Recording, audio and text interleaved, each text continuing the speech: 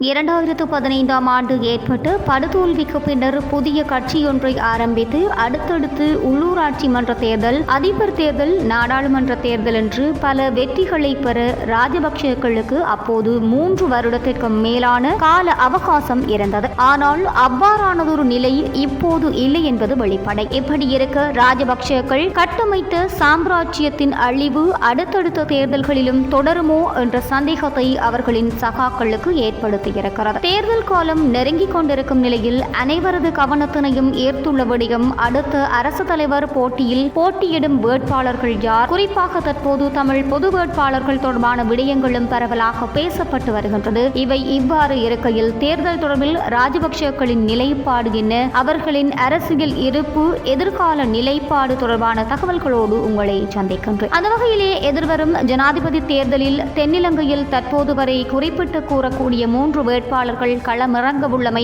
அவர்களின் நகர்வுகளின் மூலம் புலனாகிறது. இந்த நிலையில் நாட்டின் தற்போதைய நிலைக்கு அடி அத்திவாரமிட்டு ஆரம்பித்து வைத்த ராஜபக்சேக்களின் இருப்பு, அவர்களின் அரசியல் எதிர்காலம் போன்றன கேள்விக்குறியாகவே தொடர்கிறது. சொந்த காசில் சூனியம் வைத்துக் கொண்டது போன்ற நிலைதான் தற்போது ராஜபக்சேக்களுக்கு. ரணிலை கொண்டு தக்க வைத்துக் கொள்ள முயற்சித்த ஆட்சியை ரணிலிடமே தாரை வார்த்துவிட்டு காத்திருக்கின்றது அந்த கூட்டம். இறுதியில் ராஜபக்சவின் ஆட்சிக்கும் இலங்கை மக்களுக்கும் நடந்த போராட்டத்தில் ரணிலுக்கே கொண்டாட்டம். ஊர் 2 பட்டால் கூத்தாடிக்கு கொண்டாட்டம் என்று கிராமப்புறங்களில் ஒரு கருத்து உண்டு. இது குழாய் சண்டை முதல் ஆட்சிக்காக நடக்கும் அதிகார சண்டை வரை பொருந்தும். இப்படி ஒரு நிலைதான் 2022ஆம் ஆண்டு இலங்கை அரசாங்கத்தின் அப்போதைய ஆட்சியாளர்களுக்கு எதிராக நாட்டு மக்கள் ஒன்று திரண்டிருந்த நேரம் ஏற்பட்டது. தனது 4 தசாப்தத்திற்கும் மேற்பட்ட அரசியல் வாழ்க்கையில் என்றுமே இல்லாத தோல்வியை கடந்த 2020ஆம் ஆண்டு நடந்த தேர்தலில் சந்தித்த ரணில் விக்ரமசிங்க 2022ஆம் ஆண்டு ஏற்பட்ட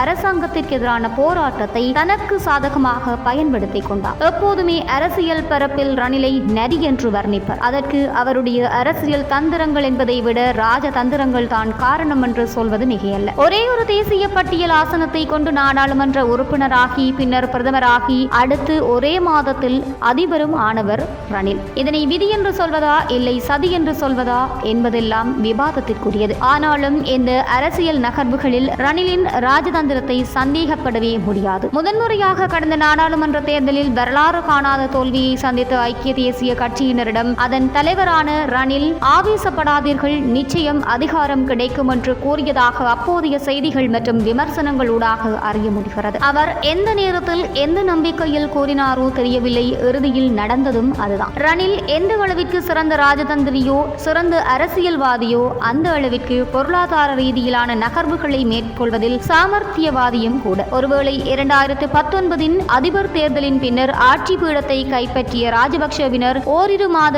ஆட்சி காலத்திலேயே நாட்டின் எதிர்கால பொருளாதார நிலையை ரணில் ஊகித்திருக்க கூடும். இதன் காரணமாக தனது கட்சியினருக்கு ஆட்சி அதிகாரம் நமதே என்ற நம்பிக்கையையும் அளித்திருக்கலாம். இந்த நிலையில் தான் 2022இல் இலங்கை மக்கள் ராஜபக்சவினரின் ஆட்சிக்கு எதிராக ஒன்று திரண்டு புரட்சி நடத்தி கொண்டிருந்த சமயத்தில் 2022ஆம் ஆண்டு மே மாதம் 9ஆம் தேதி காலி முகத்திடல் கலவரம் வெடிக்கிறது. மஹிந்த பிரதமர் பதவியை துறக்கிறார். இலங்கை அரசியல் புயலில் சிக்கிய ஓடம் போல் தள்ளாடி கொண்டிருக்கும் சமயத்தில் அப்போதைய அதிபர் கோட்டபாய ராஜபக்சவிடம் இருந்து ரணிலுக்கு அழைப்பு விடுக்கப்படுகிறது பிரதமர் பதவிக்காக. இந்த அழைப்பு வரும் என்பதை நன்கு அறிந்திருந்தவர் போல ரணிலும் சில கோரிக்கைகளை கோட்டாபாயவிடம் முன்வைத்தாராம். அவற்றில் மிக முக்கியமானதுதான் காலி முகத்திடல் போராட்டக்காரர்களை அடக்கவோ முடிவுறுத்தும் நடவடிக்கையில் ஈடுபடவோ கூடாது என்பது. ஜனநாயக ரீதியில் நடத்தப்படும் போராட்டத்தின் மீதோ போராட்டக்காரர்கள் மீது சட்டம் பாயக்கூடாது என்றும் போராட்டக்காரர்களுக்கு பாதுகாப்பு வழங்கப்பட வேண்டும் என்றும் கோட்டாபயவிடம் கோரியதாக செய்திகள் வெளிவந்திருந்தன. ஆனால் தொடர் சரிவை கண்ட ராஜபக்சவினரின் பதவி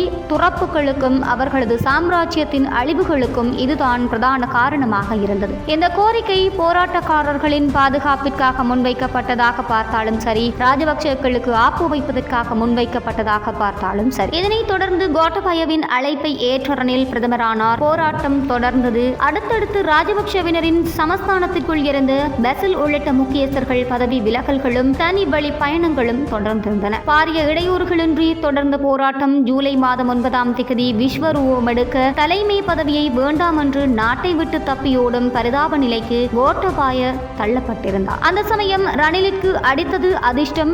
தனது பல தசாப்த கால அரசியல் வரலாற்றில் முதன்முறையாக நாட்டின் தலைமை பதவியை ஒரு இக்கட்டான நிலையில் ஏற்றார் ரணில். இதை அதிர்ஷ்டம் என்று சொல்லலாம், ராஜதந்திரம் என்றும் கூட சொல்லலாம், ராஜபக்ஷவினர் விதைத்த வினையின் பலன் என்றும் கூட சொல்லிவிடலாம். எது எப்படியோ ஆட்சி பீடம் ஏறி கடந்த 2 வருடங்களில் ஓரளவு நாட்டு மக்களால் உணரக்கூடிய வகையிலான பொருளாதார நிவாரணங்களை நாட்டிற்கும் மக்களுக்கும் கிடைத்திருந்தாலும் சரி, அடுத்து ஒரு மிகப்பெரிய பரீட்சையை எதிர்கொள்ளப் போகின்றார் ரணில். கிட்டத்தட்ட ராஜபக்ஷவினரின் மீதான நம்பிக்கையை இலங்கை மக்கள் முற்றாக இழந்திருக்கிறார்கள். ஒரு பக்கம் அடுத்த தேர்தலில் வேட்பாளர் யார் என்று தீர்மானிக்க முடியாத இக்கட்டில் ராஜபக்ஷவினர் இருக்கின்றனரா என்றும், ரணிலுக்கு ஆதரவு கரம் நீட்டுவார்களா இல்லையா என்றும் ராஜபக்ஷக்களின் சகாக்கள் குழம்பி போய் இருக்கிறார்கள். மறுபக்கம் ராஜபக்ஷவினர் பக்கம் நின்ற மொட்டு கட்சியை சேர்ந்த பலர், குறிப்பாக பிரசன்ன ரணதுங்க, டயானா கமகே உள்ளிட்ட மேலும் பலர் ரணிலிற்கு ஆதரவாக தமது கரங்களை உயர்த்தி வருகிறார்கள். இந்த நிலையில்